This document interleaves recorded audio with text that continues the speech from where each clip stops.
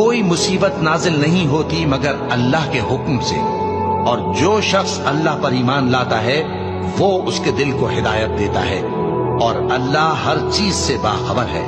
और अल्लाह की इताअत करो और उसके रसूल की इताअत करो।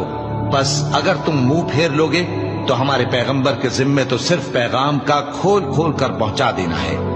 अल्लाह जो माबूद बरहक है, उसके सिवा कोई इबादत के लायक नहीं।